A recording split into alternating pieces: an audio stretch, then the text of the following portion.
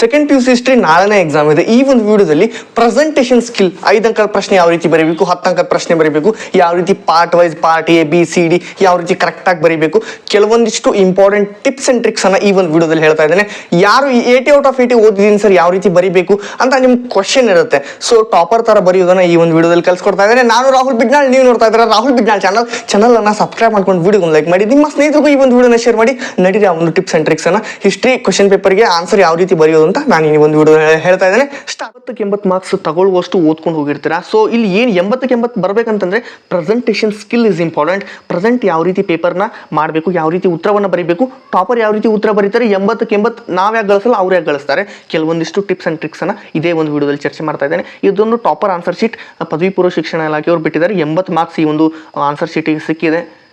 ಇಲ್ಲಿ ನಾವು ಒಂದೊಂದಾಗಿ ಉತ್ತರವನ್ನು ನೋಡೋಣ. ಇಲ್ಲಿ ನಾನು ಮೇನ್ ಹೈಲೈಟ್ ಮಾಡೋದು ಏನಂತಂದ್ರೆ, ನೀವು MCQ ಬರಿತಾ ಇದ್ದೀರಲ್ವಾ, MCQ ಬರಿತಾ ಇದ್ದೀರಾ, MCQ ಬರೆದ್ರೆ ಭಾಗ 1A ಅಂತ ಹಾಕಿ ಇಲ್ಲಿ ಸರಿಯಾದ ಉತ್ತರವನ್ನು ಆರಿಸಿ ಬರೆಯಿರಿ ಅಂತ ಒಂದು ಟೈಟಲ್ ಅನೌನ್ಸ್ ಮಾಡಿ, ಇಲ್ಲಿ ಒಂದು ಮೆನ್ಷನ್ ಮಾಡಿ, ಕ್ವಶನ್ ಅನ್ನು ಮೆನ್ಷನ್ ಮಾಡಾದ್ಮೇಲೆ ಏನು ಮಾಡಬೇಕು, ನೆಕ್ಸ್ಟ್ ಏನು ಮಾಡಬೇಕು, ಇಲ್ಲಿ ಈ ಮಾರ್ಜಿನ್ ಇರುತ್ತಲ್ವಾ, ಮಾರ್ಜಿನ್ ಹೊರಗಡೆ ಮೇನ್ ಕ್ವಶನ್ ಒಂದೊಂದು ಹಾಕಿ 1 2 3 4 5 ಅಂತ ಬರೆದು ನಮ್ಮ ಆನ್ಸರ್ ಸಿ ಆಗಿದ್ರೆ ಸಿ, ಡಿ ಆಗಿದ್ರೆ ಡಿ, ಎ ಆಗಿದ್ರೆ ಎ ಬರೆದು ಭೂ ಉತ್ಖನನ ಅಂತ ಬರೀರಿ. ಇದಾದ ನಂತರ ಬರೆದು ಒಂದು ಅಡಿಷ್ನಲ್ ಐಡಿಯಾ ಏನಂತಂದರೆ ಅಂಡರ್ಲೈನ್ ಮಾಡಿ ಇಂಟು ಇನ್ವರ್ಟೆಡ್ ಕಮ ಹಾಕಿ ಈ ರೀತಿ ಹಾಕಿದರೆ ಆಗುತ್ತಾ.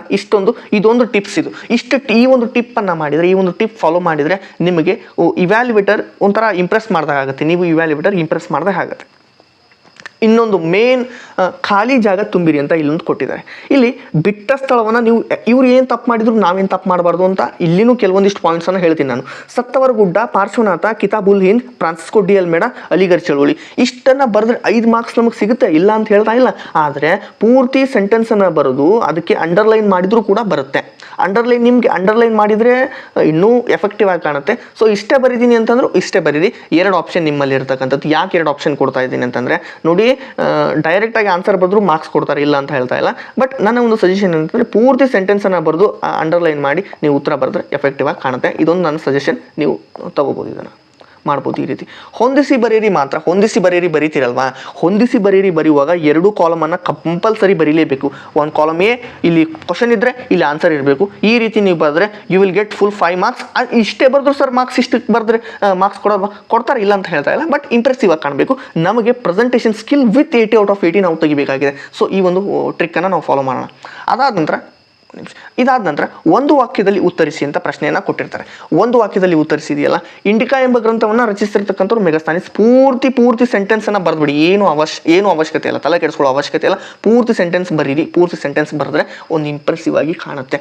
ವಿತ್ ಅಂಡರ್ಲೈನ್ ಮಾಡಬೇಕು. ವಿತ್ ಅಂಡರ್ಲೈನ್ ಮಾಡಿ ನಿಮಗೆ ತುಂಬ ಅಂದರೆ ತುಂಬ ಹೆಲ್ಪ್ ಆಗುತ್ತೆ. ಬೇಕಂತಂದ್ರೆ ಇವರು ಇಲ್ಲಿ ಕ್ವಶನ್ ನಂಬರ್ ಹಾಕಿದ್ದಾರೆ, ಮೇನ್ ಕ್ವಶನ್ ಹಾಕಿ 12, 13, 14, 15 ಬರೆದಿದ್ದಾರೆ. ನೀವು ಇದೇ ರೀತಿ ಬರೀರಿ, ಒಂಥರ ಒಳ್ಳೆಯದಾಗಿ ಚೆನ್ನಾಗಿ ಕಾಣುತ್ತೆ. ಇಲ್ಲಿ ನಾವು ನೋಡ್ಬೇಕನ್ನೋದಾದ್ರೆ, ಇಲ್ಲಿ ನಾವು 1 ಅಂಕದ ಪ್ರಶ್ನೆಗಳನ್ನೆಲ್ಲ ನೋಡಿದ್ವಲ್ವಾ.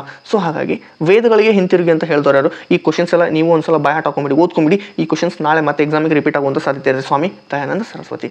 ಭಾಗ ಬಿ ನಲ್ಲಿ ಆಧಾರಗಳಿಲ್ಲದೆ ಇರ್ತಕ್ಕಂಥ ಇತಿಹಾಸ ಏಕೆ ಇಲ್ಲ ಅಂತಂದ್ರೆ ಕ್ವಶನ್ ಕೇಳಿದ್ದಾರೆ. ಈ ರೀತಿ ಭಾಗ ಬಿ ಅಂತ ಬರೀರಿ. ನೆಕ್ಸ್ಟ್ ಭಾಗ ಬಿ ಅಂತ ಕಂಪಲ್ಸರಿ ಬರೆದಾದ್ಮೇಲೆ ನಾವು ನೆಕ್ಸ್ಟ್ ಹೋಗ್ತಾ ನೋಡಬೇಕಾಗುತ್ತೆ. 17, 18, 19 ನೋಡಿ, ಜೈನ ಧರ್ಮದ 2 ಪಂಗಡಗಳು. ಈ ಸಲ ಬೌದ್ಧ ಧರ್ಮದ 2 ಪಂಗಡಗಳನ್ನು ಕೇಳ್ತಕ್ಕಂಥ ಒಂದು ಸಾಧ್ಯತೆ ಇರತಕ್ಕಂಥದ್ದು. ಇಷ್ಟನ್ನು ಬರೀಲಿಕ್ಕಾಗತ್ತಾ? ಆಯಿತು, ನೆಕ್ಸ್ಟ್ ಹೋಗೋಣ. ಈಗ ಪಾಹಿಯಾನ ಚೀನಾದ ಯಾತ್ರಿಕ. ಅವನು ಹೇಗೆ ಬಂದಿದ್ದ ಅಂತಂದರೆ, ಬೌದ್ಧ ಧರ್ಮದ ತತ್ವಗಳನ್ನು ಅಧ್ಯಯನ ಮಾಡಲು ಬಂದಿದ್ದ. ನೋಡಿ, ಇಷ್ಟನ್ನು ನೋಡಿ. ಶಿವಾಜಿ ಮೇಲೆ ಪ್ರಭಾವ ಬೀರಿರ್ತಕ್ಕಂಥ 2 ವ್ಯಕ್ತಿಗಳು, ಸಂತ ರಾಮದಾಸ್, ತುಕಾರಾಮ್.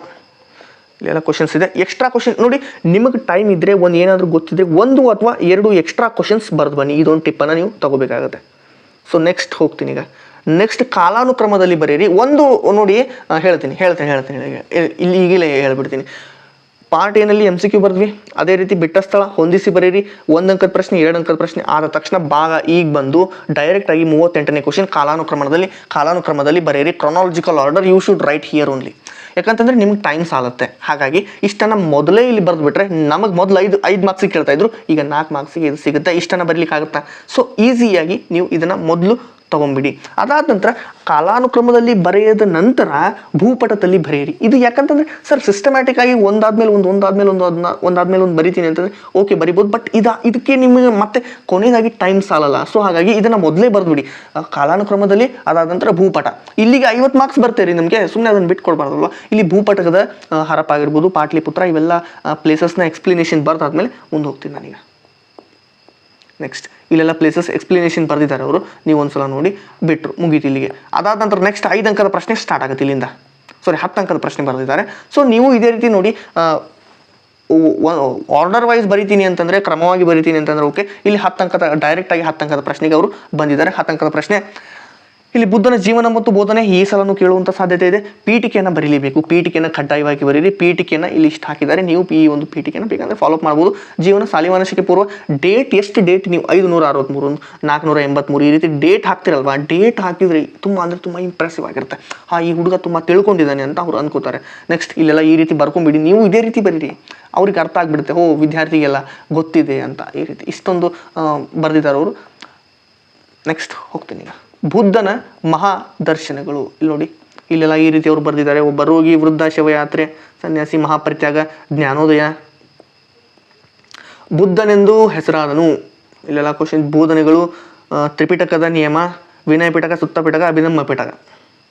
ನೆಕ್ಸ್ಟ್ ಬುದ್ಧನ ಬೋಧನೆಗಳನ್ನು 3 ಆಯಿತು. ಅಷ್ಟಾಂಗ ಮಾರ್ಗಗಳು, ಒಳ್ಳೆಯ ಧ್ಯಾನ, ಇಲ್ಲೆಲ್ಲ ಬರೆದಿದ್ದಾರೆ. ಸರಿ, ಇಲ್ಲಿಗೆ ಏನಾಗುತ್ತೆ ಅಂತಂದರೆ, 1 ನಿಮಿಷ ನೋಡಿ, ಸ್ವಲ್ಪ ಸ್ಕ್ರೀನ್ ಝೂಮ್ ಔಟ್ ಮಾಡ್ತೀನಿ. ಇಲ್ಲಿ ನೋಡಿ, ಕೇಳಿ ಫಸ್ಟ್ ಕೇಳಿ. ಪಾರ್ಟ್ ಡಿ ನಲ್ಲಿ ಇಲ್ಲಿ ಬರೆದ್ರೆ ಅವರು 1 ಪೇಜು 5 ಪೇಜ್ ಬರೆದಿದ್ದಾರೆ. 5 ಪೇಜು ವಿತ್ ಕನ್ಕ್ಲೂಷನ್ ಇಲ್ಲಿಂದ ಸ್ಟಾಪ್ ಆಗಿದೆ, ಕನ್ಕ್ಲೂಷನ್ಗೆ ಸ್ಟಾಪ್ ಆಗಿದೆ. ನೀವು ಈ ರೀತಿ ಫಾಲೋ ಮಾಡಬೇಕಾಗುತ್ತೆ. ಸೊ 5.5 ಪೇಜ್ ಬರೆದಿದ್ದಾರೆ, ಇಲ್ಲಿನೂ ಇದೆ ನೋಡಿ 5.5 ಪೇಜ್ ಬರೆದಿದ್ದಾರೆ. ಆ ರೀತಿ ನೀವು ಬರಿಬೇಕಾಗುತ್ತೆ. ನೀವು ಅಟ್ಲೀಸ್ಟ್ 4 ಪೇಜ್ ಆದರೂ ಬರೀಲೇಬೇಕು. ಆನ್ಸರ್ ಎಷ್ಟು ಜಾಸ್ತಿ ಇರುತ್ತೆ, ಎಷ್ಟು ಎಫೆಕ್ಟಿವ್ ಆಗಿ ಪಾಯಿಂಟ್ ವೈಸ್ ಮಾಡ್ತೀರಾ ಅಷ್ಟು ನಿಮಗೆ ಚೆನ್ನಾಗಿ ಬರುತ್ತೆ ಮಾರ್ಕ್ಸ್. ಪೀಠಿಕೆ ಬರೆದು ಇಲ್ಲಿ ಸ್ವತಂತ್ರದ ಕಾರಣ ಪರಿಣಾಮ ಇವರು ಬರೆದಿದ್ದಾರೆ. ಇಲ್ಲೆಲ್ಲ ಈ ರೀತಿ ಕೊಟ್ಟಿದ್ದಾರೆ, ನೋಡ್ತಾ ಹೋಗಿ. 10 ಅಂಕದ 2 ಪ್ರಶ್ನೆ ಇವರು ಕವರ್ ಆಗುತ್ತೆ ಇಲ್ಲಿಗೆ. ನೆಕ್ಸ್ಟ್ ಈ ರೀತಿ ಎಷ್ಟು ಪಾಯಿಂಟ್ ಹಾಕಿ ನೀವು ಬರಿತೀರಾ, ಈ ರೀತಿ ಪಾಯಿಂಟ್ ಹಾಕಿ ಡಬಲ್ ಅಂಡರ್ಲೈನ್ ಮಾಡಿ ಬರೆದ್ರೆ ತುಂಬ ಎಫೆಕ್ಟಿವ್ ಆಗಿ ಕಾಣುತ್ತೆ. ಒಳಗಡೆ ಏನಾದರೂ ನಿಮಗೆ ಇದ್ದರೆ, ಒಳಗಡೆ ಏನಾದರೂ ಪಾಯಿಂಟ್ಸ್ ಇದ್ದರೆ ಅದಕ್ಕೂ ಕಾನೂನು ಆಡಳಿತ ಅಂತ ಇದೆಯಲ್ವ, ಈ ರೀತಿ ಅಂಡರ್ಲೈನ್ ನೀವು ಮಾಡ್ಬೋದು. ಮಾಡಿ ಆರ್ಥಿಕ ಕಾರಣ, ಸೈನಿಕ ಕಾರಣ, ಸಾಮಾಜಿಕ ಕಾರಣ ಇದೆಲ್ಲ ಇಲ್ಲಿದೆ. ನೀವು ಇದನ್ನು ಕರೆಕ್ಟಾಗಿ ನೋಡ್ತಾ ಹೋಗಿ. ಧಾರ್ಮಿಕ ಕಾರಣಗಳು, ಸೈನಿಕ ಕಾರಣ, ತಕ್ಷಣದ ಕಾರಣ, ತತ್ಕ್ಷಣದ ಕಾರಣ ಅಥವಾ ಸರಿ ಅಷ್ಟೇ. ದಂಗೆ ಪರಿಣಾಮಗಳು, ಉಪಸಂಹಾರ ಇಲ್ಲಿನೂ ಕೂಡ ಬರೆದಿದ್ದಾರೆ. ಇದಾದ ನಂತರ ಅವ್ರು ಏನು ಮಾಡಿದ್ದಾರೆ ಅಂತಂದರೆ 5 ಅಂಕದ ಪ್ರಶ್ನೆ ಅವರು ಡೈರೆಕ್ಟಾಗಿ 5 ಅಂಕದ ಪ್ರಶ್ನೆ ಬರೀತಾರೆ. ಈಗ 5 ಅಂಕದ ಪ್ರಶ್ನೆಯನ್ನು ಬರೆದಿದ್ದಾರೆ, ನೀವು ಇದನ್ನು ಕರೆಕ್ಟಾಗಿ ನೋಡ್ತಾ ಹೋಗಿ. ಪೀಠಿಕೆ 5 ಅಂಕದ ಪ್ರಶ್ನೆಗೂ ಕೂಡ ಪೀಠಿಕೆಯನ್ನು ಹಾಕಲೇಬೇಕು. 10 ಅಂಕದ ಪ್ರಶ್ನೆಗೂ ಪೀಠಿಕೆ ಉಪಸಂಹಾರ, 5 ಅಂಕದ ಪ್ರಶ್ನೆಗೂ ಪೀಠಿಕೆ ಉಪಸಂಹಾರ. ಗ್ರಾಮದ ಸದಸ್ಯರನ್ನು ಆಯ್ಕೆ ಮಾಡ್ತಕ್ಕಂಥ ಒಂದು ವಿಧಾನವನ್ನು ಈ ರೀತಿ ಅವರು ಬರೆದಿದ್ದಾರೆ, ನೋಡ್ತಾ ಹೋಗಿ. ರಿವ್ಯಾಲ್ಯೂಯೇಷನ್ ಆಗಿದೆ ಇದು ಪೇಪರ್. 5 ಮಾರ್ಕ್ಸಿನ ಕ್ವಶನ್ಗೂ ಕೂಡ ಅವರು 3 ಪೇಜ್ ಬರೆದಿದ್ದಾರೆ. ನೀವು 2.5 ಪೇಜ್ ಬರೆದ್ರು ಅಕ್ಸೆಪ್ಟಬಲ್, ಇದನ್ನು ಒಪ್ಕೋಬೋದು. ನೆಕ್ಸ್ಟ್ ಕ್ವಶನನ್ನು ನೋಡ್ತಾ ಹೋಗ್ತೀನಿ ಈಗ. ಪೀಠಿಕೆ ಹೊಯ್ಸಳರ ಪ್ರಮುಖ ವಾಸ್ತುಶೈಲಿಯ ಲಕ್ಷಣಗಳನ್ನು ಬರೆಯಿರಿ, ಇಲ್ಲಿ ಕೊಟ್ಟಿದ್ದಾರೆ. ಇಷ್ಟೆಲ್ಲ ಕರೆಕ್ಟಾಗಿ ಬರೆದಿದ್ದಾರೆ ಅವರು. ಅದಾದ ನಂತರ ನೆಕ್ಸ್ಟ್ ಎಕ್ಸಾಂಪಲ್ ಕೊಟ್ಟಿದ್ದಾರೆ ಎಲ್ಲೆಲ್ಲಿ ಅವ್ರ ದೇವಾಲಯಗಳಿದೆ. ಉಪಸಂಹಾರ ಇದಾದ ನಂತರ ನೆಕ್ಸ್ಟ್ ನೋಡೋದಾದರೆ ಇಲ್ಲಿಗೆ ಉಪಸಂಹಾರಕ್ಕೆ ಮುಗಿಯುತ್ತೆ. ಅದಾದ ನಂತರ ನಾವು ನೋಡೋದಾದರೆ ಮ್ಯಾಪ್ ಕ್ವೆಶ್ಚನ್, ಮ್ಯಾಪನ್ನು ಅವರೇ ಕೊಟ್ಟಿರ್ತಾರೆ. ಮ್ಯಾಪನ್ನು ಇಲ್ಲಿ ಅವರು ಪಾಟ್ಲಿಪುತ್ರ ಬರೆದಿದ್ದಾರೆ. ಇಷ್ಟಕ್ಕೆ ನಮಗೆ 80 ಮಾರ್ಕ್ಸ್ ಸಿಗುತ್ತೆ. ಇಷ್ಟನ್ನು ನೀವು ಕೂಡ ಮಾಡಿದರೆ ನಿಮಗೂ ಕೂಡ 80 ಔಟ್ ಆಫ್ 80 ಸಿಗುತ್ತೆ. ಇದಿಷ್ಟು ಈ ಒಂದು ವಿಡಿಯೋದಲ್ಲಿ. ಮತ್ತೆ ಮುಂದಿನ ಒಂದು ವಿಡಿಯೋದಲ್ಲಿ ಸಿಗ್ತಾ ಇದ್ದೇನೆ. ಧನ್ಯವಾದ ಸ್ನೇಹಿತರೆ.